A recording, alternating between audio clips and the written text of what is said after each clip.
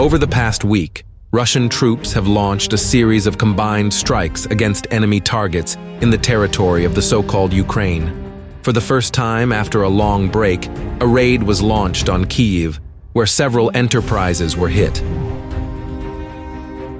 And on Friday, for the first time since the spring of 2023, Russian armed forces inflicted a massive strike on energy facilities in 10 Ukrainian regions. In Kharkiv, 3 urban substations were hit, as well as the main generating stations in the region, Kharkivska, CHP-5, and Zmyivska, TPP. In Zaporizhzhia region, Dnipro HPP turned out to be under fire. 2 missiles hit the central and western parts of the HPP-2 engine room. The other 2 struck the dam, damaging rail tracks, 2 gas pipelines, and power transmission lines. In turn, Ukrainian units carried out several attacks on Russian rear facilities. In Saratov region, enemy drones were intercepted on approach to Engels airfield. In Samara, a Ukrainian drone attacked Kuybyshev oil refinery. A fire broke out at the facility. This has already become the 15th enemy attack on the facilities of the fuel and energy complex over the past month. AFU launched a massive strike on the Crimean Peninsula, involving at least 12 tactical aircraft. In Sevastopol, hits also fell on Sevastopol Bay, the former building of the Black Sea Fleet and civil infrastructure. During the whole week, the border areas of Belgorod region also suffered. Dozens of civilian facilities were damaged in the region.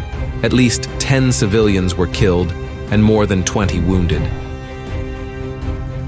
Meanwhile, severe fighting continued in the Special Operation Zone in several sectors of the front.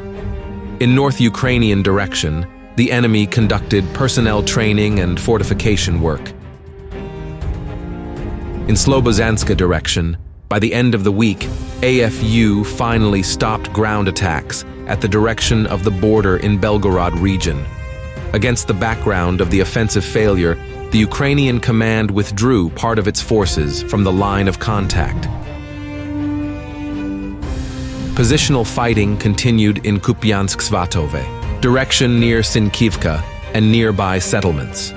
Russian troops attacked the enemy's forward positions using artillery and aviation. In Lyman direction, Russian troops made several attempts to advance in the direction of Terny. As a result of one of the attacks, the assault groups managed to expand the control zone to 200 meters along the Laptov Yar towards the village. Fighting is still going on in Siversk direction in Bilohorivka area, where Russian armed forces are trying to seize the territory south of the chalk quarry. Nevertheless, the enemy retains control over the dominant height, which makes it difficult for Russian troops to advance. Near Bakhmut, Russian units managed to liberate Ivanivske after several weeks of fighting. And to the east of Klishchiivka, the control zone in the area of Alabaster Pond was expanded. In Avdiivka direction, Russian troops sweep the rest of Orlivka and Tonenka. At the moment, fighting is going on in the nearby forest plantations, where AFU have built one of the defense lines. To the north, Russian military personnel are conducting assault operations in Berdichi, trying to eject the enemy from the western outskirts. Ukrainian units periodically counterattack, trying to prevent the loss of control over the settlement. In Donetsk direction, the enemy launched several counterattacks at the beginning of the week and pushed Russian armed forces units back to the southern outskirts of Krasnohorivka. However, later Russian units managed to partially regain control of the lost positions. In Vuhledar direction, the assault on Novomikhailivka continues from the south and east sides. Ukrainian units are putting up stubborn resistance, literally clinging to every house. In Vremivka direction, Russian assault troops knocked out the enemy from one of the plantations southwest of Staromayersky. Ukrainian units also launched several counterattacks, but each of them was successfully suppressed by small arms and artillery fire. Fierce fighting continues in Zaporizhzhia direction in Robotyne, where Russian fighters managed to advance in the center of the village, and to the northwest of Verbov, Russian troops managed to expand the control zone to a depth of 200 meters in a week. In Kherson direction, shooting battles continued in the area of the automobile and railway bridges, as well as in the northern part of Krinky.